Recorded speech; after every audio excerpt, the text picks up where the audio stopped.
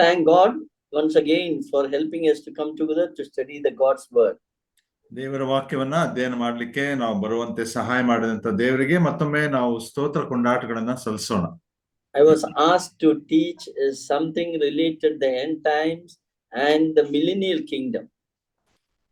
ನನಗೆ ಅದು ಅಂತಿಮ ದಿನಗಳ ವಿಷಯದಲ್ಲಿಯೂ ಮತ್ತು 1000 ವರ್ಷ ಆಳ್ವಿಕೆ ವಿಷಯದಲ್ಲಿಯೂ ಮಾತಾಡಬೇಕೆಂಬುದಾಗಿ ತಿಳಿಸಿದ್ದಾರೆ. Last time, the last class, we were examining whether we are living at the end time or not. ಕಳೆದ ವಾರ ನಾವು ಅಧ್ಯಯನ ಮಾಡುವಾಗ ನಾವು ನೋಡ್ತಾ ಬಂದದ್ದೇನೆಂದ್ರೆ ನಾವು ಈ ಕಡೆ ದಿನಗಳಲ್ಲಿ ನಾವು ಜೀವಿಸುತ್ತಿದ್ದೇವೋ ಇಲ್ಲವೋ ಎಂಬುದಾಗಿ. From the book of Daniel, chapter 12, verse 4, I explained the specifically 2 end time events. ನಾವು ದಾನಿಯೇಲನ ಗ್ರಂಥ 12ನೇ ಅಧ್ಯಾಯ 4ನೇ ವರ್ಷದಿಂದ ನೋಡ್ತಾ ಬಂದು ನಿರ್ದಿಷ್ಟವಾಗಿ ನಾವು ಕಲ್ತಂತ 2 ಸಂಗತಿಗಳು ಅಂದ್ರೆ ಕಡೆ ದಿನಗಳ ವಿಷಯದಲ್ಲಿರುವಂತ 2 ವಿಷಯಗಳು ಪ್ರವಾದನಾ ವಿಷಯಗಳು. God has revealed to Daniel the 2 things are going to happen at the end time. ದಾನಿಯೇಲನಿಗೆ ದೇವರು ಪ್ರಕಟಿಸಿದ್ದಾನೆ, ತಿಳಿಸಿದ್ದಾನೆ ಏನಂದ್ರೆ ಆ ಯುಗದ ಸಮಾಪ್ತಿಯಲ್ಲಿ 2 ವಿಷಯಗಳು ನೆರವೇರುತ್ತದೆ. People will move fast to and fro, they will be moving. ಮನುಷ್ಯರು ಅಲ್ಲಿಂದ ಈಚೆಗೆ, ಅಲ್ಲಿಂದಿಲ್ಲ ಇಲ್ಲಿ, ಇಲ್ಲಿಂದ ಅಲ್ಲಿಗೆ ಅವರು ಬಹಳ ವೇಗವಾಗಿ ಓಡಾಡುವಂತವರಾಗಿರ್ತಾರೆ. Not only that, at the end time the knowledge of man will increase. ಅದು ಮಾತ್ರವಲ್ಲ, ಕಡೆ ದಿನಗಳಲ್ಲಿ ಅಥವಾ ಈ ಯುಗದ ಸಮಾಪ್ತಿಯ ಸಮಯಗಳಲ್ಲಿ ನಾವು ನೋಡುವುದೇನೆಂದ್ರೆ ಮನುಷ್ಯರಿಗೆ ಜ್ಞಾನದಲ್ಲಿ ಬಹಳ ವೃದ್ಧಿ ಆಗ್ತದೆ. Now we are very sure about all these 2 things are clearly visible in our time. We are living at the end time. ನಾವು ಕರಾರುವಕ್ಕಾಗಿ ತಿಳ್ಕೊಳ್ಬಹುದು ಏನಂದ್ರೆ ಈ 2 ವಿಷಯಗಳು ಈಗ ನಾವು ಜೀವಿಸ್ತಿರುವಂತ ಕಾಲಮಾನದಲ್ಲಿ ನಡೆಯುತ್ತಾ ಉಂಟು. ಹಾಗಾಗಿ ನಾವು ಕಡೆ ದಿನಗಳಲ್ಲಿ ವಾಸಿಸುತ್ತಿದ್ದೇವೆ ಎಂಬುದಾಗಿ ತೀರ್ಮಾನಕ್ಕೆ ಬರಬಹುದು. Yeah, not only that, there are so many other things are happening before our eyes which is clearly mentioned at the signs of the end time. ಅದು ಮಾತ್ರವಲ್ಲ, ನಮ್ಮ ಕಣ್ಣು ಮುಂದೆಯೇ ಅನೇಕ ಸಂಗತಿಗಳು, ಘಟನೆಗಳು ನಡೀತಾ ಇದೆ. ಇವೆಲ್ಲವೂ ಕೂಡ ಅಂತ್ಯಕಾಲದ ಸೂಚನೆಯನ್ನ ಉಂಟು ಮಾಡ್ತದೆ. I am not going to deal with that in detail. ಅದನ್ನ ನಾನು ವಿವರವಾಗಿ ಹೇಳಲಿಕ್ಕೆ ಇಷ್ಟಪಡಲ್ಲ. God willing, we will consider some other time about that topics later on. ಒಂದು ವೇಳೆ ದೇವರ ಚಿತ್ತವಾದ್ರೆ ಮುಂದೆ ನಾವು ಅದರ ಕುರಿತು, ಆ ವಿಷಯದ ಕುರಿತು ಅಧ್ಯಯನ ಮಾಡುವಂತವರಾಗಿರೋಣ. And last week I told you one more thing, that the Bible very clearly says that at the end time the Babylon will be rebuilt again. ಅನಂತರ ನಾವು ಪ್ರಕಟಣೆ ಗ್ರಂಥ 18ನೇ ಅಧ್ಯಾಯ ಆಧಾರ ಮಾಡಿ ನೋಡ್ತಾ ಬಂದು ಕಳೆದ ವಾರ ಏನಂದ್ರೆ ಕಡೆ ದಿನಗಳಲ್ಲಿ ನಾಶವಾಗಿರುವಂತ ಬಾಬೇಲ್ ದೇಶ ಪುನರ್ಸ್ಥಾಪನೆಗೊಳ್ಳುತ್ತದೆ. From the book of Zechariah chapter 5 and Jeremiah chapter 51, 52 and all, if you learn some of the Old Testament passages very clearly suggest that the Babylon will be rebuilt again. ಜಕರ್ಯನ ಗ್ರಂಥ 5ನೇ ಅಧ್ಯಾಯ, ಯೆರೆಮೀಯನ ಪ್ರವಾದನೆ ಗ್ರಂಥ 51ನೇ ಅಧ್ಯಾಯ ಮತ್ತು ಇತರ ವಾಕ್ಯ ಭಾಗಗಳಲ್ಲಿ ಕೂಡ ನಾವು ನೋಡ್ತಾ ಬರ್ತೇವೆ. ಅಲ್ಲಿ ಸ್ಪಷ್ಟವಾಗಿ ಪ್ರವಾದಿಸಲ್ಪಟ್ಟಿದೆ, ಮುಂದೆ ಒಂದು ದಿವಸ ಬಾಬೇಲ್ ದೇಶ ಮತ್ತೆ ಪುನರ್ಸ್ಥಾಪಿಸಲ್ಪಡ್ತದೆ ಅಥವಾ ಕಟ್ಟಲ್ಪಡ್ತದೆ. And that is going to be the commercial capital of the world before the Lord's coming. ಕರ್ತನಾದ ಯೇಸು ಕ್ರಿಸ್ತನು ಬರೋಣದ ಮುಂಚೆ ಒಂದು ವೇಳೆ ಈ ಲೋಕದ ವಾಣಿಜ್ಯ ರಾಜಧಾನಿಯಾಗಿ ಈ ಬಾಬೇಲ್ ದೇಶ ಪರಿಣಮಿಸುತ್ತದೆ. I pointed out to you the latest development what is happening in the Middle East is pointing out that the rebuilding of the Babylon is going on. ಪೂರ್ವ ಮಧ್ಯ ದೇಶದಲ್ಲಿ ನಾವು ನೋಡ್ತಾ ಬಂದೆವು, ಆ ಬಾಬೇಲ್ ದೇಶದ ಬೆಳವಣಿಗೆಯ ಕುರಿತು ಆ ಸ್ಥಳದಲ್ಲಿ ಒಂದು ಪಟ್ಟಣ, ದೊಡ್ಡ ನಗರ ಆಗಲೇ ಕಟ್ಟಲ್ಪಡುತ್ತಾ ಉಂಟು. I pointed out, you can see that in the Google and all, pointed out how the Saudi Arabia is building a huge commercial city in the Middle East area, and name of the city is Neom. ಮಧ್ಯ ಪೂರ್ವ ಆ ದೇಶಗಳಲ್ಲಿ ಅಂದ್ರೆ Saudi Arabia ಅಲ್ಲಿ ನಿಯೋಮ್ ಅನ್ನುವಂತ ಒಂದು ಸ್ಥಳದಲ್ಲಿ ಒಂದು ದೊಡ್ಡ ಪ್ರಪಂಚದ ಅತಿ ದೊಡ್ಡ ವಾಣಿಜ್ಯ ನಗರಿಯನ್ನ ಅವರು ಕಟ್ತಾ ಇದ್ದಾರೆ. that entire geographical area is once upon a time was ruled by Nebuchadnezzar. ಒಂದು ವೇಳೆ ಅಲ್ಲಿ ಅದನ್ನ ಭೌಗೋಳಿಕವಾಗಿ ಆ ನಿಯೋಮ್ ಅನ್ನುವಂತ ಸ್ಥಳವನ್ನ ನಾವು ತಿಳ್ಕೊಳ್ಳುವಾಗ ಆ ಸ್ಥಳ ಒಂದು ಕಾಲದಲ್ಲಿ ನೆಬುಕದ್ನೆಚ್ಚರನೇ ಆಳುತ್ತಿದ್ದಂತ ಒಂದು ಸಮಯ. So we can naturally assume that that city may be the rebuilding Babylon. That Babylon is going to be rebuilt, maybe that city. ಪುನರ್ ಕಟ್ಟಲ್ಪಡುವಂತ ಆ ನಗರವೇ ಒಂದು ವೇಳೆ ಕಟ್ಟಲ್ಪಡುವಂತ ಬಾಬೇಲ್ ದೇಶವನ್ನೇ ಆಗಿದೆ.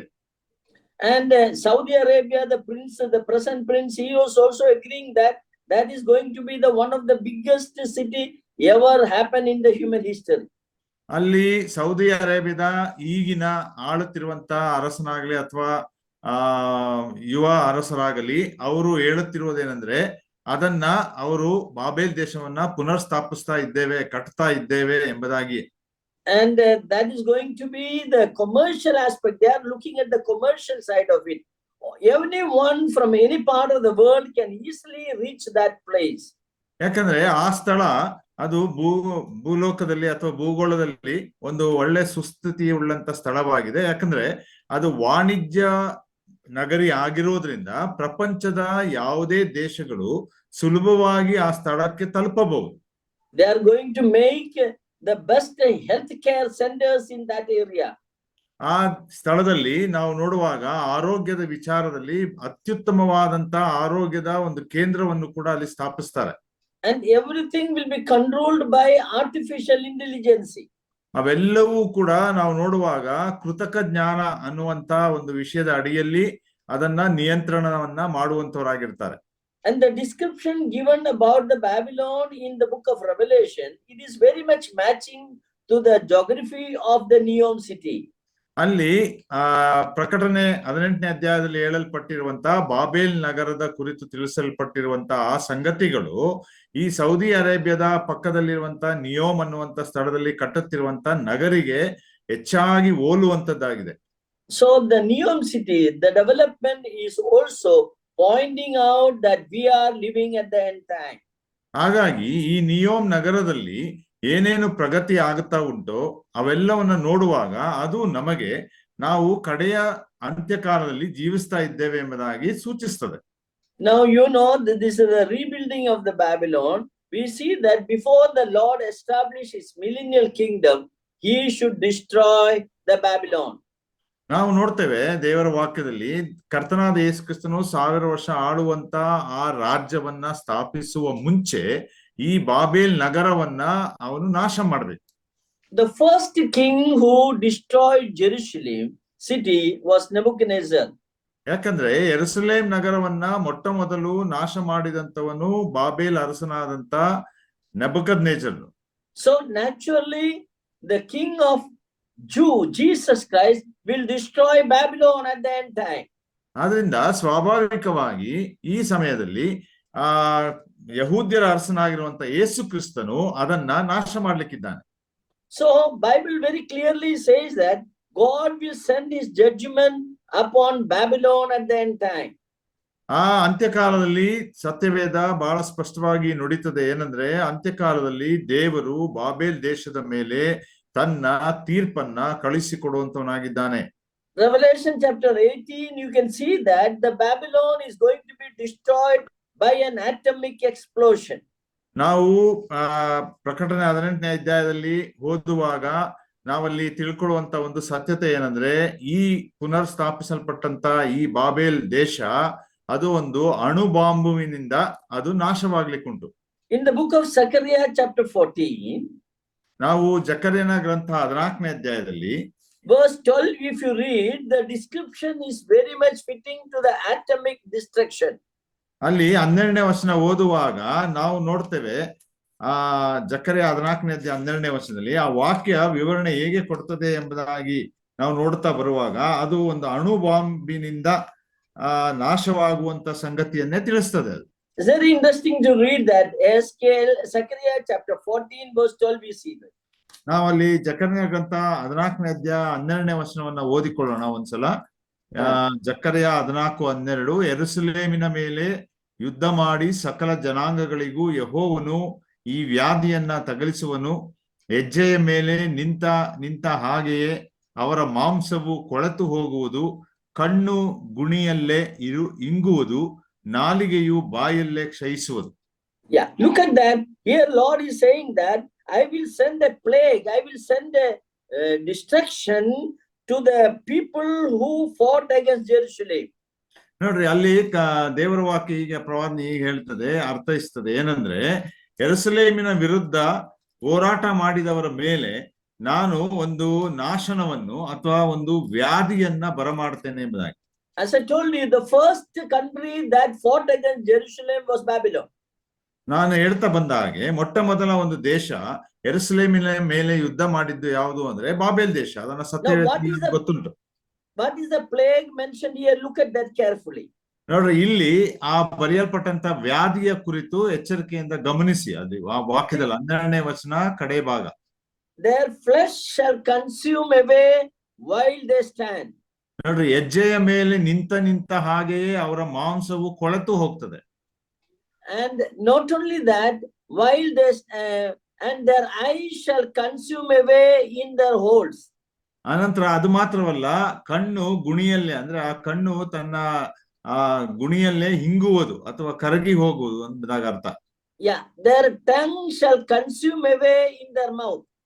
ಅದೇ ರೀತಿ ನಾಲಿಗೆಯು ಬಾಯಲ್ಲೇ ಕ್ಷಯಿಸುವುದು.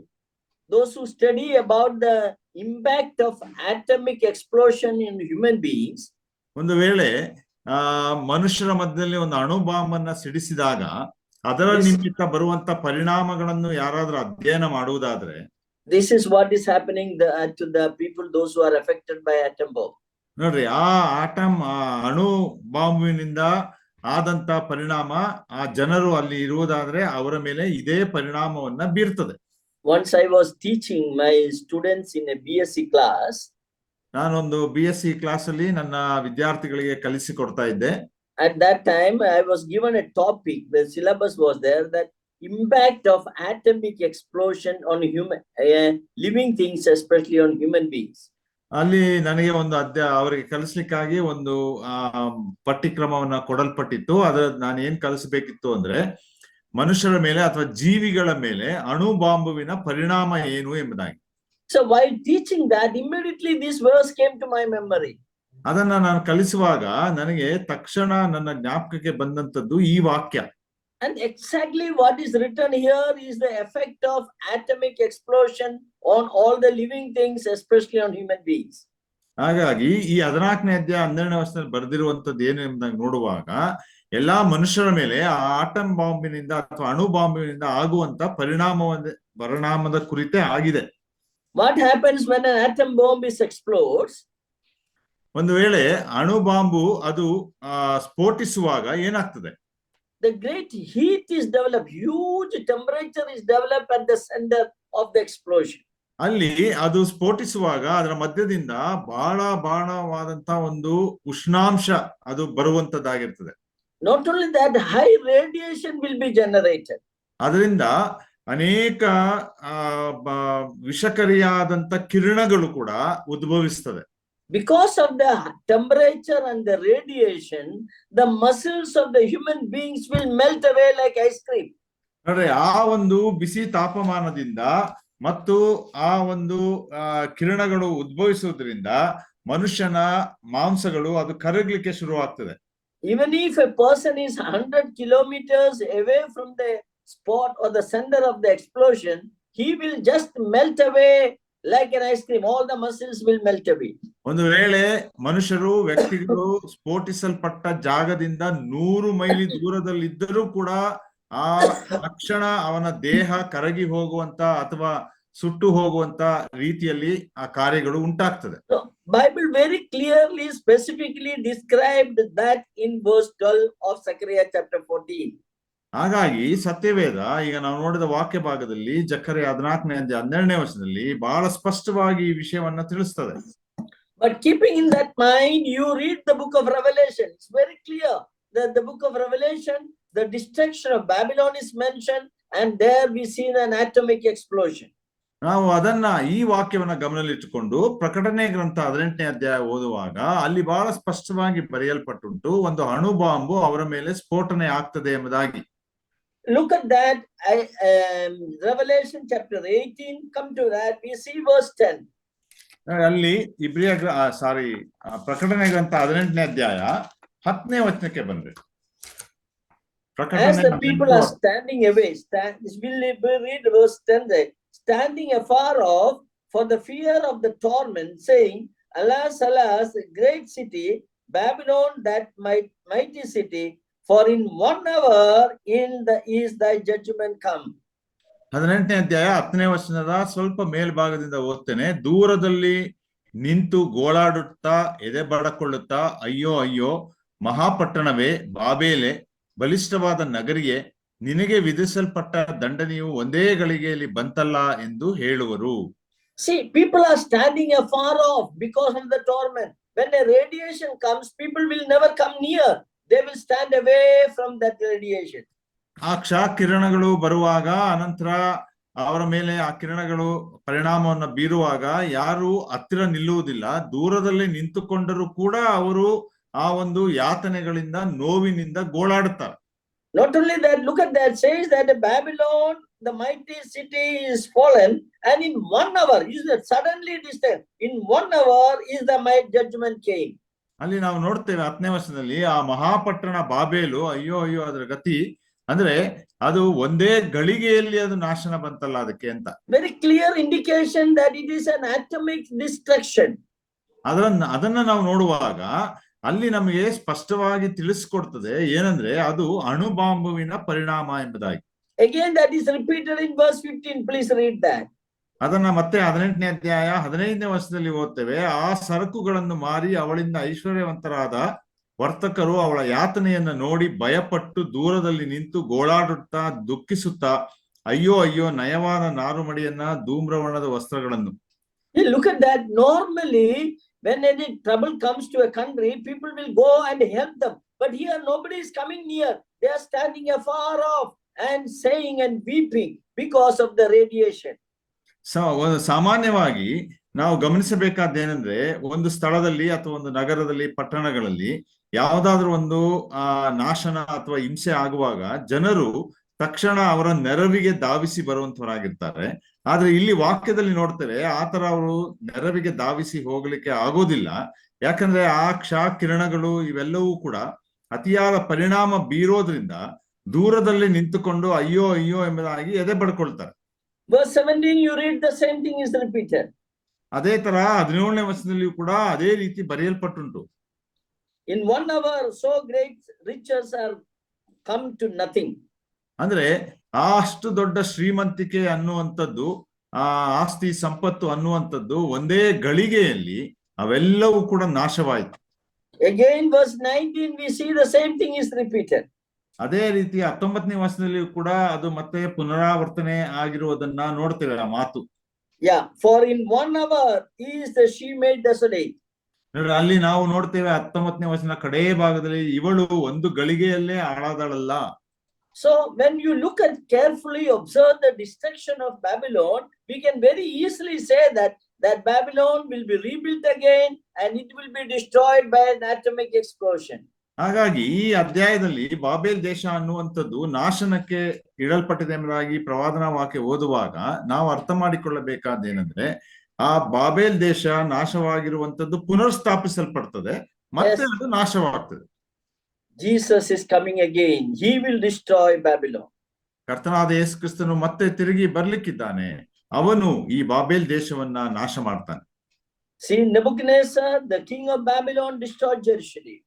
ನಾವು ನೋಡ್ತಾ ಬಂದಿದ್ದೇವೆ, ನೆಬೂಕದ್ನೆಚ್ಚರನು ಬಾಬೇಲ್ ದೇಶದ ಅರಸನು ಹಿಂದೆ ಚರಿತ್ರೆಯಲ್ಲಿ ಯೆರೂಸಲೇಮ್ ದೇಶವನ್ನ ಅಥವಾ ಆ ಸ್ಥಳವನ್ನ ನಾಶ ಮಾಡಿದ. That is the time we see that a period is prophetical. One period is called times of the Gentiles, started from that time. ಆ ಸಮಯದಿಂದಲೇ ನಾವು ನೋಡ್ತಾ ಬರ್ತೇವೆ. ಪ್ರವಾದನಾ ಚರಿತ್ರೆಯನ್ನ ನಾವು ನೋಡ್ತಾ ಬರುವಾಗ ತಿಳ್ಕೊಳ್ಳುವುದೇನೆಂದ್ರೆ, ಅನ್ಯ ಜನಾಂಗಗಳ ಆಳ್ವಿಕೆ ಅಲ್ಲಿಂದಲೇ ಪ್ರಾರಂಭವಾಗುವಂಥದ್ದು.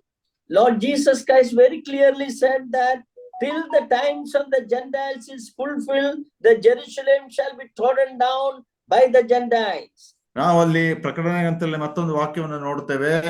ಈ ಅನ್ಯ ಜನಗಳ ಆ ಒಂದು ಜನಾಂಗ ಅದು ಯಾವಾಗ ಮುಗಿಯುತ್ತದೋ ಅಂದ್ರೆ ಎಂಬುದಾಗಿ ನೋಡುವಾಗ, ಅದು ಮುಗಿಯುವ ತನಕ ಈ ಅನ್ಯ ಜನರು ಯೆರೂಸಲೇಮನ್ನ ತುಳಿದಾಡುತ್ತಾರೆ ಎಂಬುದಾಗಿ. Yeah, the Jerusalem city is always, from the time of Nebuchadnezzar, it was always trodden down by the Gentiles. ನಾವು ನೋಡ್ತಾ ಬರ್ತೇವೆ, ಚರಿತ್ರೆಯಲ್ಲಿ ನೋಡಿದ್ದೇವೆ, ಈಗಲೂ ಕೂಡ ನಾವು ತಿಳ್ಕೊಳ್ಬಹುದು. ಏನಂದ್ರೆ ಯೆರೂಸಲೇಮ್ ದೇಶ ಆ ನೆಬೂಕದ್ನೆಚ್ಚರನ ಆಳ್ವಿಕೆಯಿಂದ ಪ್ರಾರಂಭವಾಗಿ ಇಲ್ಲಿಯ ತನಕವೂ ಕೂಡ ಅನ್ಯ ಜನಗಳಿಂದ ತುಳಿದಾಡಲ್ಪಡುತ್ತಾ ಉಂಟು. That is the prophecy of Lord Jesus Christ. ಅದು ಕರ್ತನಾದ ಯೇಸು ಕ್ರಿಸ್ತನ ಪ್ರವಾದನೆ. I think it's very important prophecy. So we will read Luke's Gospel chapter 21 verse 24. We read about that prophecy. ಆ ಪ್ರವಾದನೆ ಬಹಳ ಒಂದು ವಿಶೇಷವಾದಂತದ್ದು. ಲೂಕನ ಸುವಾರ್ತೆ 21ನೇ ಅಧ್ಯಾಯ 24ನೇ ವಚನ ನೋಡೋಣ. ಲೂಕ 21 verse 24. ಲೂಕ 21 24ನೇ ವಚನ. ಅಲ್ಲಿ ಹೀಗೆ ಬರೆಯಲ್ಪಟ್ಟುಂಟು, ಅವರು ಕತ್ತಿಯ ಬಾಯಿಗೆ ಬೀಳುವರು, ಅವರನ್ನು ಅನ್ಯ ದೇಶಗಳಿಗೆಲ್ಲ ಸೆರೆ ಹಿಡಿಕೊಂಡು ಹೋಗುವರು. ಅನ್ಯ ದೇಶದವರ ಸಮಯಗಳು ಪೂರೈಸುವ ತನಕ ಯೆರೂಸಲೇಮ್ ಪಟ್ಟಣವು ಅನ್ಯ ದೇಶದವರಿಂದ ತುಳಿದಾಡಲ್ಪಡುತ್ತಿರುವುದು. Yeah, look at that. They shall fall by the edge of the sword. The nation of Israel is going to be scattered all over the world. That is what meaning is. ನಾವು ಅಲ್ಲಿ ನೋಡ್ತಾ ಬಂದಿದ್ದೇವೆ, ಕತ್ತಿಯ ಬಾಯಿಗೆ ಬೀಳುತ್ತಾರೆ, ಅನ್ಯ ದೇಶದವರು ಸೆರೆ ಹಿಡಿದುಕೊಂಡು ಹೋಗುವಂತವರಾಗಿರ್ತಾರೆ. Yeah, shall be led away captive into all nations. Everywhere the Jewish people were scattered after AD 70. 70ನೇ ಕ್ರಿಸ್ತ ಶಕ 70ನೇ ಇಸ್ವಿ ಆದ ಮೇಲೆ ನಾವು ಯಹೂದ್ಯರ ಪರಿಸ್ಥಿತಿ ಅದೇ ಆಗಿತ್ತು. ಏನಂದ್ರೆ ಅವರನ್ನ ಎಲ್ಲಾ ದೇಶಗಳಿಗೆ, ಪ್ರಪಂಚದ ನಾನಾ ಭಾಗಗಳಿಗೆ, 4 ದಿಕ್ಕುಗಳಿಗೆ ಅವರು ಸೆರೆಯಾಳಾಗಿ ಹಿಡ್ಕೊಂಡು ಹೋದರು ಎಂಬುದಾಗಿ ನೋಡ್ತೇವೆ. Next sentence you see, Jerusalem shall be trodden down by the Gentiles. ನಂತರ ಮುಂದಿನ ಪಂಕ್ತಿಯಲ್ಲಿ ನಾವು ನೋಡುವಾಗ ಯೆರೂಸಲೇಮ್ ಪಟ್ಟಣವು ಅನ್ಯ ದೇಶದವರಿಂದ ತುಳಿದಾಡಲ್ಪಡುತ್ತಿರುವುದು. Until the times of the Gentiles be fulfilled. ಅಲ್ಲಿಯ ತನಕ ಆ ಅನ್ಯ ಜನಗಳು ಆ ಸಮಯದ ತನಕ ಅವರು ಅದನ್ನ ತುಳಿದಾಡ್ತಾ ಇರ್ತಾರೆ. See, the Nebuchadnezzar was the first king who destroyed Jerusalem. ನಾವು ನೋಡ್ತಾ ಬಂದಿದ್ದೇವೆ, ನೆಬೂಕದ್ನೆಚ್ಚರನು ಮೊಟ್ಟ ಮೊದಲ ಅರಸನು ಯೆರೂಸಲೇಮ್ ಪಟ್ಟಣವನ್ನ ನಾಶ ಮಾಡಿದ. Please note down, that is the beginning of the times of the Gentiles. ಅದನ್ನ ನೀವು ಬರೆದುಕೊಳ್ಳ್ರಿ. ಏನಂದ್ರೆ ಅದೇ ಅನ್ಯ ಜನಾಂಗಗಳ ಪ್ರಾರಂಭ. This prophecy was literally fulfilled before our own eyes. We see that. ನಮ್ಮ ಕಣ್ಣ ಮುಂದೆಯೇ ಆ ಒಂದು ಪ್ರವಾದನೆ ಅಕ್ಷರಸ ನೆರವೇರಿಸಲ್ಪಟ್ಟದ್ದನ್ನ ನಾವು ನೋಡ್ತೇವೆ. Lord Jesus Christ said that it is like be trodden down by the Gentiles. That is, Jerusalem will be a biggest issue in the world. That is the meaning. ನೋಡ್ರಿ, ಅಲ್ಲಿ ಅರ್ಥ ಏನು ಎಂಬುದಾಗಿ ಹೇಳುವಾಗ, ಯೆರೂಸಲೇಮ್ ಪಟ್ಟಣವು ಅನ್ಯ ದೇಶದವರಿಂದ ತುಳಿದಾಡಲ್ಪಡುತ್ತಿರುವುದು ಎಂಬುದಾಗಿ ಹೇಳುವಾಗ, ಪ್ರಪಂಚದಲ್ಲಿ ಇವತ್ತಿನ ದಿವಸ ಇಸ್ರಾಯೇಲ್ ದೇಶ ಪ್ರಪಂಚದ ಎಲ್ಲಾ ದೇಶಗಳಿಗೂ ಒಂದು ಪ್ರಶ್ನೆ ಆಗಿದೆ. You know, the capital of Israel officially it is not Jerusalem. ಒಂದು ವೇಳೆ ನಮಗೆ ಗೊತ್ತುಂಟು, ಅಧಿಕಾರಯುತವಾಗಿ ಯೆರೂಸಲೇಮ್ ಅನ್ನುವಂಥದ್ದು ಇಸ್ರಾಯೇಲ್ ದೇಶದ ರಾಜಧಾನಿ ಅಲ್ಲ. The capital of Israel officially is Tel Aviv. ನಾವು ಈಗ ನೋಡುವಾಗ ಇಸ್ರಾಯೇಲ್ ದೇಶದ ರಾಜಧಾನಿ ಟೆಲ್ ಅವೀವ್ ಅನ್ನುವಂತ ಸ್ಥಳ. But we know that few years before, the Jewish people, they said that we want Jerusalem as our capital, and they declared Jerusalem as the capital. ಆದ್ರೆ ಕೆಲವು ವರ್ಷಗಳ ಹಿಂದೆ ನಾವು ನೋಡ್ತಾ ಬಂದಿದ್ದೇವೆ, ಏನಂದ್ರೆ ಯಹೂದ್ಯರು ಅವರು ತಿಳಿಸಿದ್ದೇನೆಂದ್ರೆ, ನಮಗೆ ಯೆರೂಸಲೇಮೇ ರಾಜಧಾನಿ ಆಗಬೇಕು, ಹಾಗಾಗಿ ನಾವು ನಮ್ಮ ದೇಶದ ರಾಜಧಾನಿಯನ್ನ ಯೆರೂಸಲೇಮನ್ನಾಗಿ ಮಾಡಿಕೊಳ್ತೇವೆ ಎಂಬುದಾಗಿ. As the American President Trump took the bold step, he said that we will establish our embassy in Jerusalem. ಹಾಗಾಗಿ ಅಮೆರಿಕ ದೇಶದ ಅಧ್ಯಕ್ಷ ಟ್ರಂಪ್ ರವರು ಕೂಡ ಒಂದು ಧೈರ್ಯವಾಗಿ ಒಂದು ತೀರ್ಮಾನವನ್ನ ತೆಗೆದುಕೊಂಡು ನಾವು ಕೂಡ ಅದಕ್ಕೆ ಸಹಾಯ ಮಾಡ್ತೇವೆ. ಏನಂದ್ರೆ ಇಸ್ರಾಯೇಲ್ ದೇಶದ ರಾಜಧಾನಿ ಯೆರೂಸಲೇಮ್ ಎಂಬುದಾಗಿ. Even now, majority of the countries never accepted Jerusalem as the capital of Israel. ಆದ್ರೆ ಪ್ರಪಂಚದ ಅನೇಕ ದೇಶಗಳು ಇವತ್ತಿಗೂ ಕೂಡ ಯೆರೂಸಲೇಮ್ ಅನ್ನ ಇಸ್ರಾಯೇಲ್ ದೇಶದ ರಾಜಧಾನಿಯಾಗಿ ಒಪ್ಪಿಕೊಳ್ಳೋದಿಲ್ಲ. Word to word it is fulfilled. Jerusalem shall be trodden down by the Gentiles. Jerusalem is the biggest problem in the world.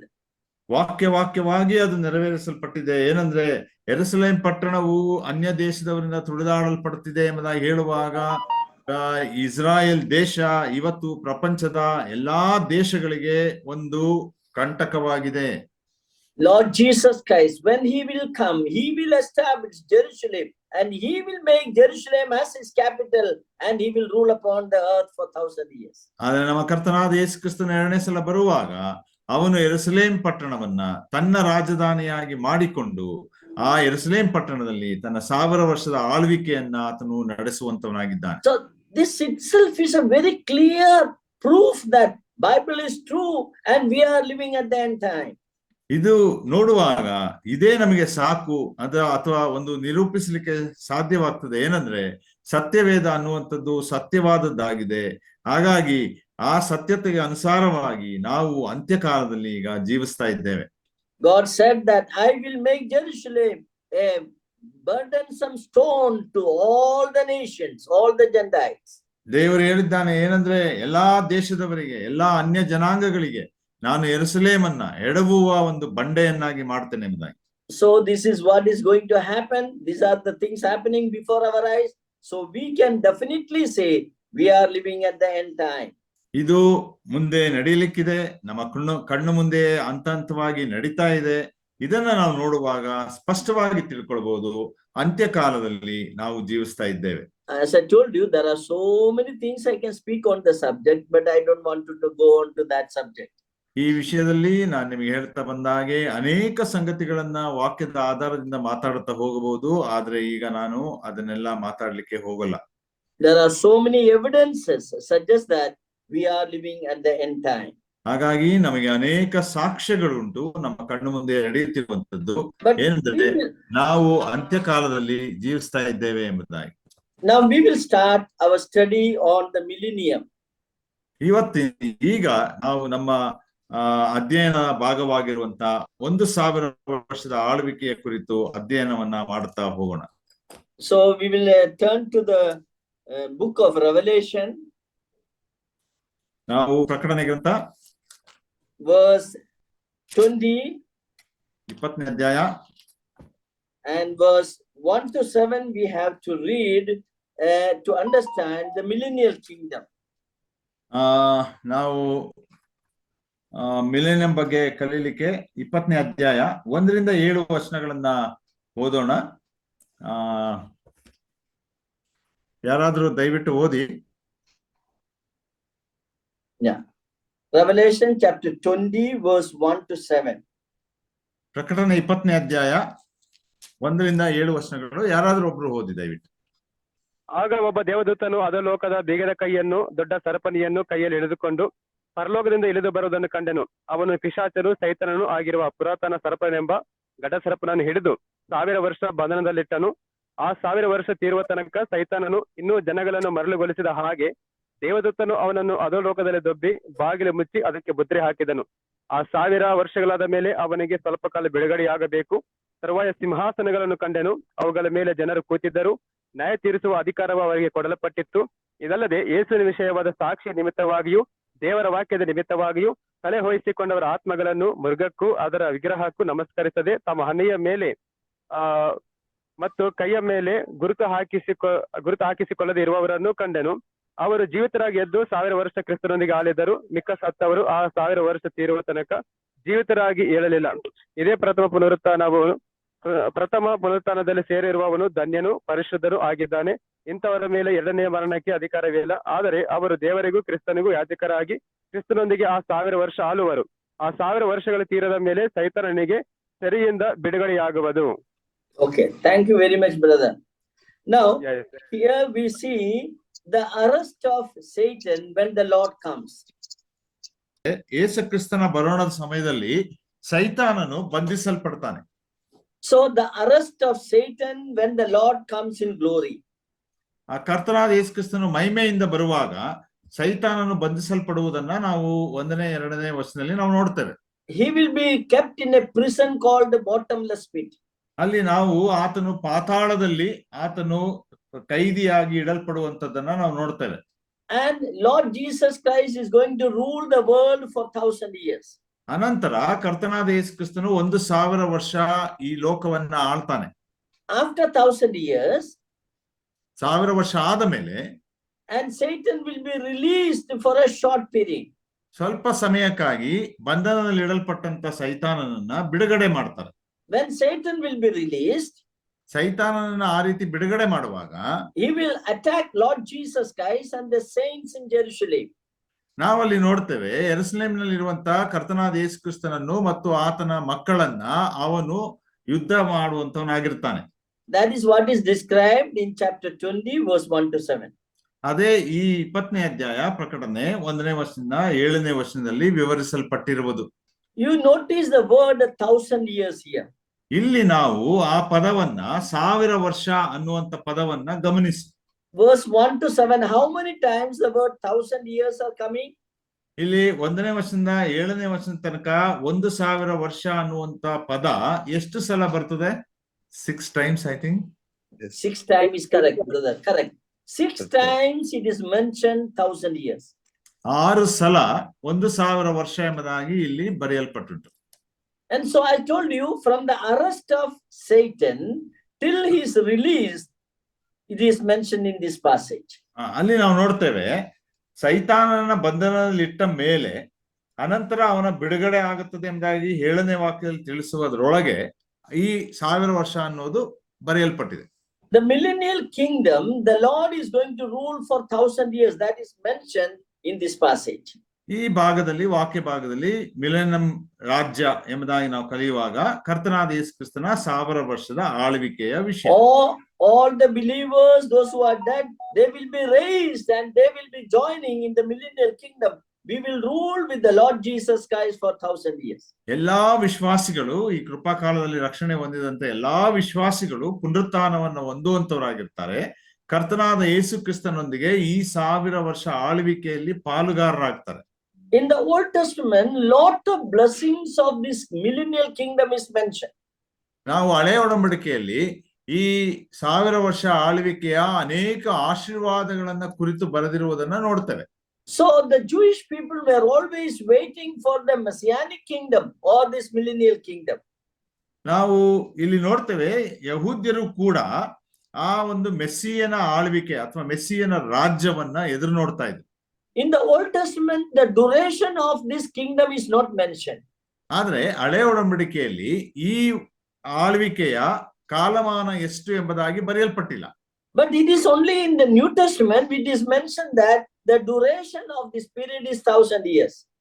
ಆದ್ರೆ ಹೊಸ ಒಡಂಬಡಿಕೆಯಲ್ಲಿ ಮಾತ್ರ ಅದು ಬರೆಯಲ್ಪಟ್ಟಿದೆ ಅಥವಾ ತಿಳಿಸಲ್ಪಟ್ಟಿದೆ. ಏನಂದ್ರೆ ಈಗ ಓದಿದ ಭಾಗದಲ್ಲಿ ಆ ಒಂದು ಕಾಲಮಾನ ಅಥವಾ ಅವಧಿ 1000 ವರ್ಷ ಎಂಬುದಾಗಿ. This is a very important and interesting topic all of us to study.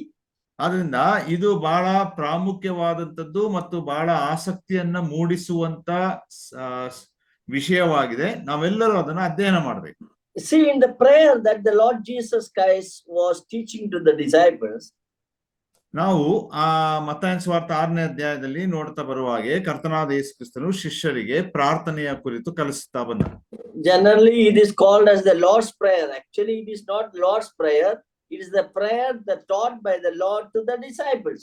Actually ನಾವು ನೋಡುವಾಗ ಸಾಮಾನ್ಯವಾಗಿ ಎಲ್ಲರೂ ಹೇಳುವುದೇನೆಂದ್ರೆ ಅದು ಕರ್ತನ ಪ್ರಾರ್ಥನೆ ಎಂಬುದಾಗಿ. ಆದ್ರೆ ಅದು ಕ್ರಿಸ್ತನ ಪ್ರಾರ್ಥನೆ ಅಲ್ಲ, ಯೇಸು ಕ್ರಿಸ್ತನು ಶಿಷ್ಯರಿಗೆ ಕಲಿಸಿಕೊಟ್ಟ ಪ್ರಾರ್ಥನೆ.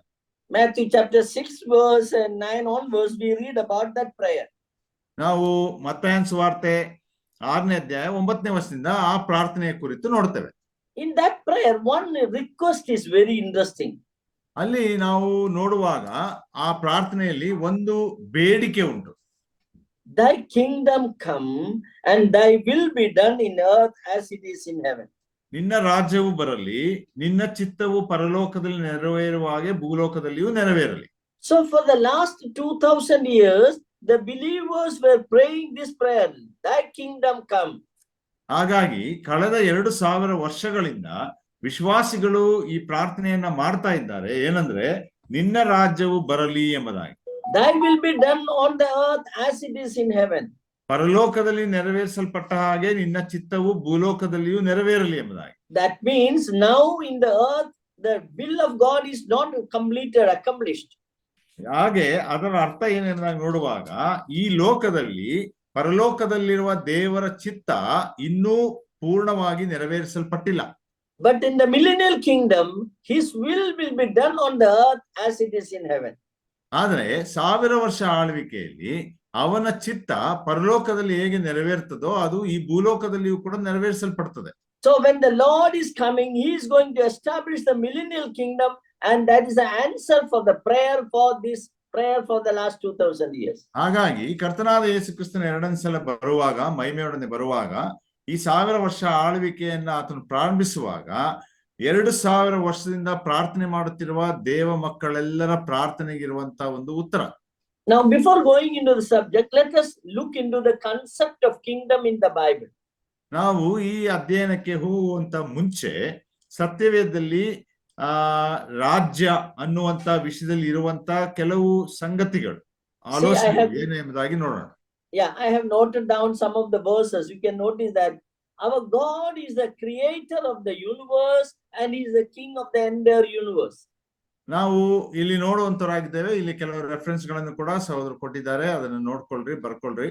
ಏನಂದ್ರೆ ನಮ್ಮ ದೇವರು ಇಡೀ ವಿಶ್ವವನ್ನ, ಇಡೀ ಭೂಮಿಯನ್ನ ಆತನು ಸೃಷ್ಟಿಸಿದನು. ಆ ಇಡೀ ಭೂಮಿಗೆ ಆತನ ಅರಸನಾಗಿದ್ದಾನೆ.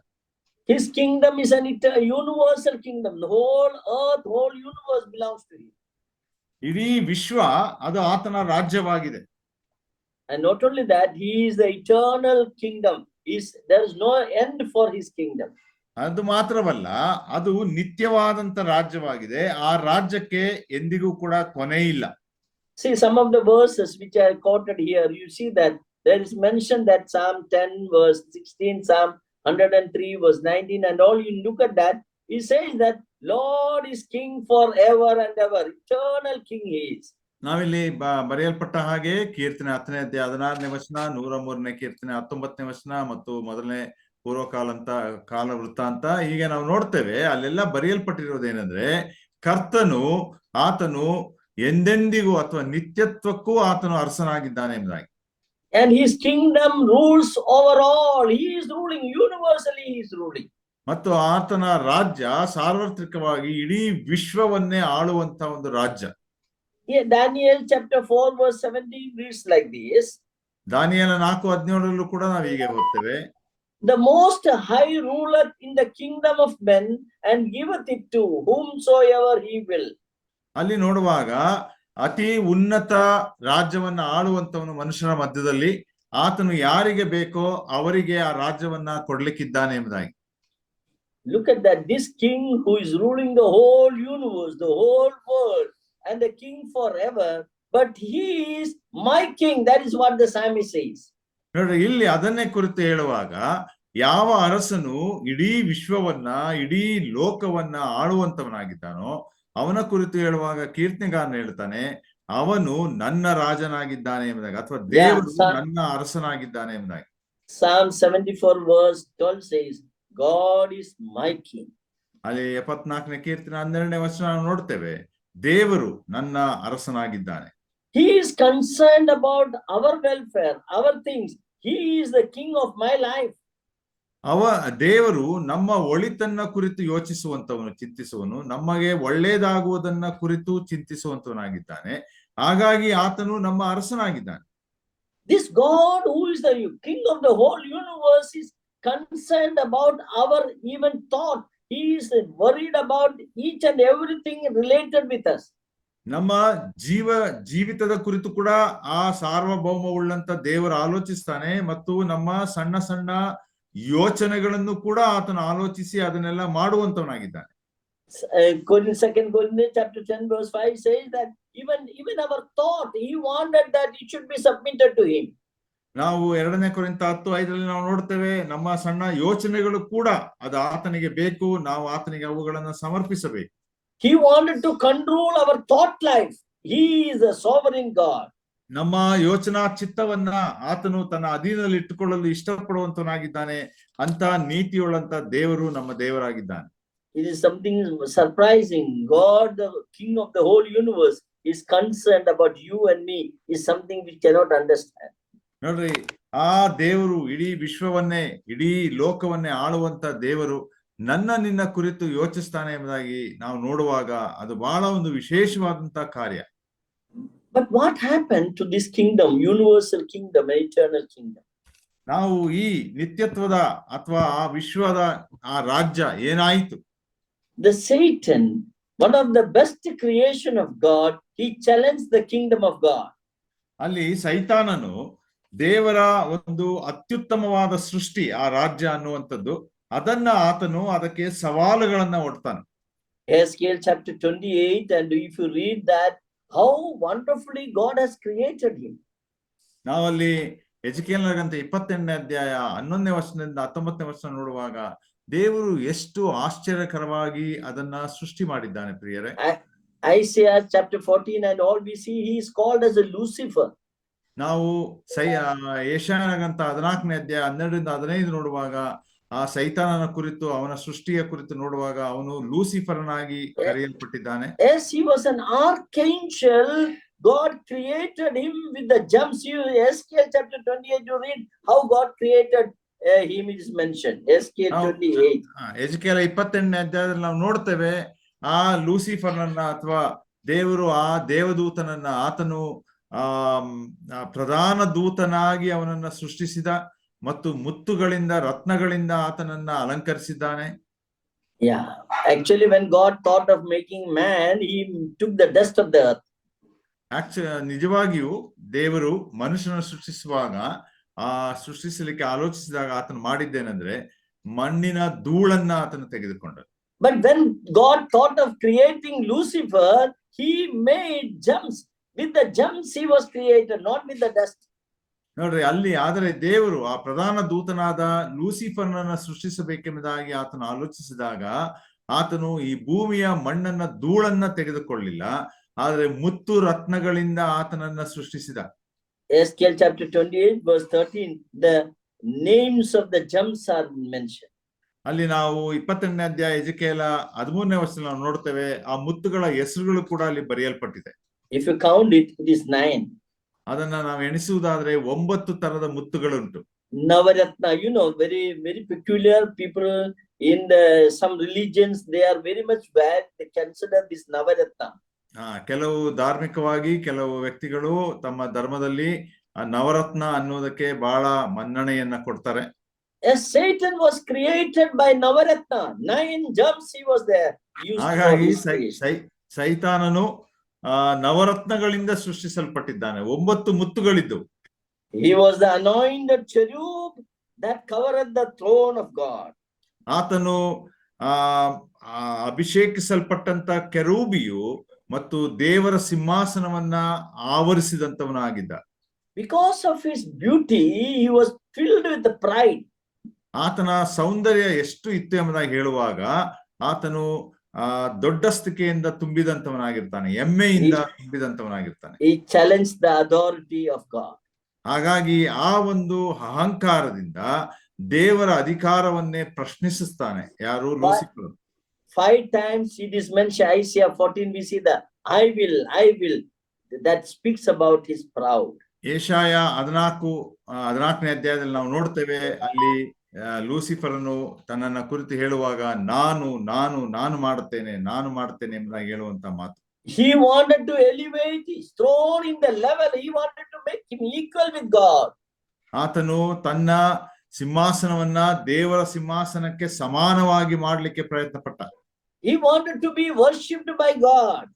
ಅವನು ಯೋಚನೆ ಮಾಡಿದ್ದೇನೆಂದ್ರೆ ದೇವರೇ ನನ್ನನ್ನು ಆರಾಧಿಸಬೇಕೆಂಬುದಾಗಿ. We know that Jesus Christ, he took one day to the top of the mountain.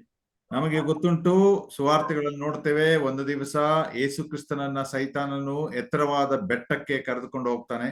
And he showed all the glories of the world. ಆತನು ಪ್ರಪಂಚದ ಎಲ್ಲಾ ಮಹಿಮೆಗಳನ್ನ ಆತನಿಗೆ ತೋರಿಸ್ತಾನೆ. And he told him, you just to fall down and worship me, I will give this freely to you. ಅವಾಗ ಯೇಸು ಸ್ವಾಮಿಗೆ ಸೈತಾನ್ ಹೇಳಿದ್ದೇನೆಂದ್ರೆ, ಕೇವಲ ನೀನು ನನಗೆ ಅಡ್ಡ ಬಿದ್ದು ನನ್ನನ್ನು ಆರಾಧಿಸು, ಅವಾಗ ಈ ಎಲ್ಲಾ ಸಂಗತಿಗಳನ್ನ ಮಹಿಮೆಯನ್ನ ನಿನಗೆ ಕೊಡ್ತೇನೆ ಎಂಬುದಾಗಿ. He told Jesus, it is all mine. ಆತನು ಯೇಸು ಕ್ರಿಸ್ತನಿಗೆ ಹೇಳಿದ್ದೇನೆಂದ್ರೆ ಇವೆಲ್ಲವೂ ನನ್ನದು ಎಂಬುದಾಗಿ. It's very funny, you know, he is telling to the owner that it is his, you know that. ಬಹಳ ತಮಾಷೆಯಾಗಿದೆ, ಯಾಕಂದ್ರೆ ಇದರೆಲ್ಲರ ಯಜಮಾನಾಗಿರುವಂತವನಿಗೆ ಯೇಸು ಕ್ರಿಸ್ತನಿಗೆ ಆತನ ಹೇಳ್ತಾನೆ ಇದೆಲ್ಲ ನನ್ನದು ಅಂತ. Yeah, Jesus is the creator. He is the owner of the whole universe, and Satan says it is mine. ಆಗ ಅದೇ ಹೌದು, ಸತ್ಯವಾದ ಮಾತು ಏನಂದ್ರೆ ಕರ್ತನಾದ ಯೇಸು ಕ್ರಿಸ್ತನೇ ಸೃಷ್ಟಿಕರ್ತನು, ಇಡೀ ವಿಶ್ವವನ್ನ ಸೃಷ್ಟಿಸಿದಂತವನ ಆತನೇ.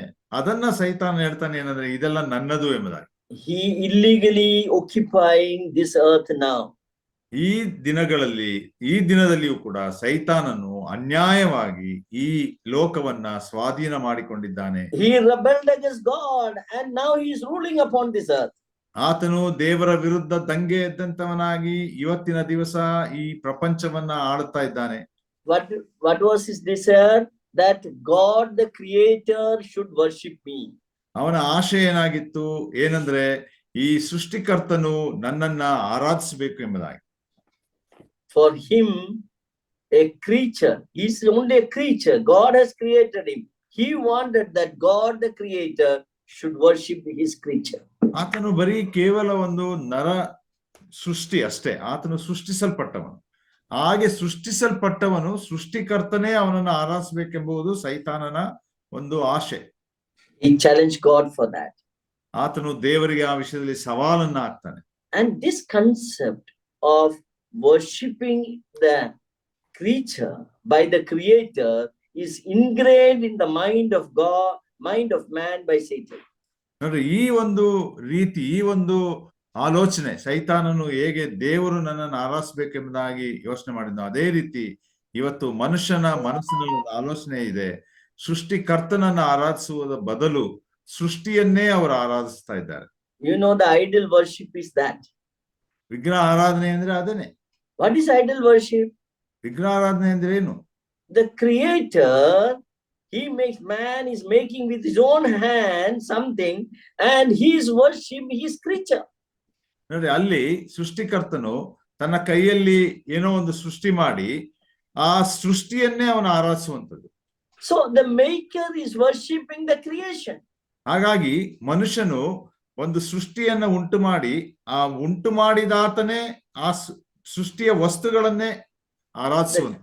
Creation is idol. Idol is his creation. He made with his hands, or he makes everything, and he is finally worshipping that creation. ಒಂದು ವೇಳೆ ವಿಗ್ರಹ ಅನ್ನುವಂಥದ್ದು ಮನುಷ್ಯನ ಕೈಯಿಂದ ಮಾಡಲ್ಪಟ್ಟಂತ ಒಂದು ಸೃಷ್ಟಿ, ಆ ಸೃಷ್ಟಿ ವಸ್ತುವನ್ನೇ ಮನುಷ್ಯನ ಅದನ್ನು ಉಂಟು ಮಾಡಿ ಅದನ್ನೇ ಆರಾಧಿಸ್ತಾನೆ. I always wonder why people are worshipping idols. ನನಗೆ ಬಹಳ ಸಲ ಆಶ್ಚರ್ಯವಾಗ್ತದೆ, ಯಾಕೆ ಜನರು ಈ ವಿಗ್ರಹಗಳನ್ನು ಆರಾಧಿಸ್ತಾರೆ. I understand that it is Satan who ingrained this idea in the hearts of men. ಆವಾಗ ನನಗೆ ಅರ್ಥವಾಗ್ತಾ ಬಂತು ಏನಂದ್ರೆ ಅದು ಸೈತಾನನು ಮನುಷ್ಯರ ಹೃದಯಗಳಲ್ಲಿ ಈ ಒಂದು ತಪ್ಪು ಕಲ್ಪನೆಯನ್ನ ಆತನು ಬಿತ್ತಿದ್ದಾನೆ. Their heart was blinded, their mind was blinded, and they were worshipping idols. ಅವರ ಮನಸ್ಸು, ಅವರ ಹೃದಯ ಆತನು ಮಂಕು ಮಾಡಿ ಆ ಮನುಷ್ಯರು ವಿಗ್ರಹಗಳನ್ನ ಆರಾಧಿಸ್ತಾರೆ. It is all it is done by Satan. We see that. ಇವೆಲ್ಲವೂ ಕೂಡ ಸೈತಾನನಿಂದ ಮಾಡಲ್ಪಟ್ಟಿತ್ತು ಎಂಬುದಾಗಿ ನಾವು Bible very clearly says behind every idol the demonic forces are there. ನಾವು ಸತ್ಯವೇದ ಬಹಳ ಸ್ಪಷ್ಟವಾಗಿ ಹೇಳ್ತದೆ ಏನಂದ್ರೆ ಪ್ರತಿ ವಿಗ್ರಹದ ಹಿಂದೆ ಅದು ಒಂದು ಮನುಷ್ಯನ ಶಕ್ತಿ ಇದೆ ಎಂಬುದಾಗಿ. So there is a power behind the idol, that is a demonic power is there. ಅಲ್ಲಿ ನಾವು ನೋಡ್ತಾ ಬರುವಾಗ ನೋಡೋದೇನಂದ್ರೆ ಒಂದು ವೇಳೆ ದುರಾತ್ಮಗಳ ಶಕ್ತಿ ಆ ವಿಗ್ರಹ ಆರಾಧನೆ ಹಿಂದೆ ಉಂಟು. That is why people are going after this idol worship.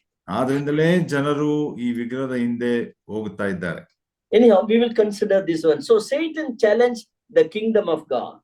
ಹಾಗಾಗಿ ನಾವು ಇದನ್ನ ನೋಡ್ತಾ ಬರುವಾಗ ಸೈತಾನನು ದೇವರ ರಾಜ್ಯಕ್ಕೆ ಒಂದು ಸವಾಲನ್ನ ಒಡ್ಡಿದ. So the universal kingdom got disturbed, and especially Satan came into earth and took over this entire earth. ಹಾಗಾಗಿ ಆ ಒಂದು ವಿಶ್ವ ರಾಜ್ಯ ಅನ್ನುವಂಥದ್ದು, ದೇವರ ರಾಜ್ಯ ಅನ್ನುವಂಥದ್ದು ಗಲಿಬಿಲಿಗೆ ಕಾರಣವಾಗಿ ಸೈತಾನನು ಈ ಲೋಕವನ್ನ ತನ್ನ ಸ್ವಾಧೀನಕ್ಕೆ ತೆಗೆದುಕೊಂಡು ಎಲ್ಲರ ಮನಸ್ಸಿನಲ್ಲಿ ಆ ಸಂಗತಿಗಳನ್ನ ತುಂಬಿದ್ದಾನೆ. Now the earth is a rebelled part, or rebellion is there on the earth, and God will one day will restore back this portion. ಹಾಗಾಗಿ ಈ ಲೋಕದ ಮೇಲೆ ನಾವು ನೋಡ್ತೇವೆ ಇವತ್ತಿನ ದಿವಸವೂ ಕೂಡ ದೇವರ ವಿರುದ್ಧ ದಂಗೆ ಅಥವಾ ಎದುರು ಬೀಳುವುದು ಅನ್ನುವುದು ಉಂಟು. ಆದ್ರೆ ಒಂದು ದಿವಸ ದೇವರು ಮತ್ತೆ ಈ ಲೋಕವನ್ನ ತನ್ನ ಸ್ವಾಧೀನಕ್ಕೆ ತೆಗೆದುಕೊಳ್ತಾರೆ. So the restoration of this earth back to the universal kingdom is a millennial kingdom. ಹಾಗಾಗಿ ಹೀಗೆ ಕಳೆದು ಹೋಗಿರುವಂತ ಈ ದೇವರ ರಾಜ್ಯ ಅಥವಾ ಸೈತಾನ ವಶವಾಗಿರುವಂತ ಆ ರಾಜ್ಯ ಮತ್ತೆ ಪುನರ್ಸ್ಥಾಪಿಸಲ್ಪಟ್ಟು ಆ ಒಂದು ಸಾರ್ವತ್ರಿಕ ರಾಜ್ಯವಾಗಿ ಪರಿಣಮಿಸುವಂತದ್ದೇ 1000 ವರ್ಷದ ಆಳ್ವಿಕೆ. The Satan will be bound for 1000 years. Everything will be removed, all the wicked thing, and the will of God that is in heaven will be accomplished on the earth during the time of millennium. ಹಾಗಾಗಿ ಸೈತಾನ 1000 ವರ್ಷ ಬಂಧನ ಇಡಲ್ಪಡ್ತಾನೆ, ಅನಂತರ ದೇವರ ರಾಜ್ಯ ಪ್ರಾರಂಭವಾಗ್ತದೆ. ಅವಾಗ ಪರಲೋಕದಲ್ಲಿ ನೆರವೇರಿಸಲ್ಪಡುವಂತ ದೇವರ ಚಿತ್ತ ಭೂಲೋಕದಲ್ಲಿಯೂ ಕೂಡ ನೆರವೇರಿಸಲ್ಪಡ್ತದೆ. Yes, thy kingdom come, thy will be done on this earth as it is in heaven. ನಿನ್ನ ರಾಜ್ಯವೂ ಬರಲಿ, ಪರಲೋಕದಲ್ಲಿ ನಿನ್ನ ಚಿತ್ತವು ನೆರವೇರುವಂತೆ ಭೂಲೋಕದಲ್ಲಿಯೂ ಕೂಡ ನೆರವೇರಲಿ. Let us pray that prayer. That prayer is going to be accomplished in the millennium. ಯಾಕಂದ್ರೆ ಆ ಪ್ರಾರ್ಥನೆಯನ್ನ ನಾವು ಯಾವಾಗಲೂ ಮಾಡುವಂತವರಾಗಿರ್ಬೇಕು. ಹಾಗೆ ಪ್ರಾರ್ಥಿಸುವಾಗ ನಮ್ಮ 2000 ವರ್ಷಗಳಿಂದ ಮಾಡುತ್ತಿರುವಂತ ಪ್ರಾರ್ಥನೆ 1000 ವರ್ಷ ಆಳ್ವಿಕೆಯಲ್ಲಿ ಅದು ನೆರವೇರ್ತದೆ. May God bless these words to our hearts. ದೇವರು ಈ ವಾಕ್ಯಗಳನ್ನ ನಮ್ಮ ಹೃದಯಕ್ಕೆ ಆಶೀರ್ವದಿಸಿ ಕೊಡುವಂತವನಾಗಿರಲಿ.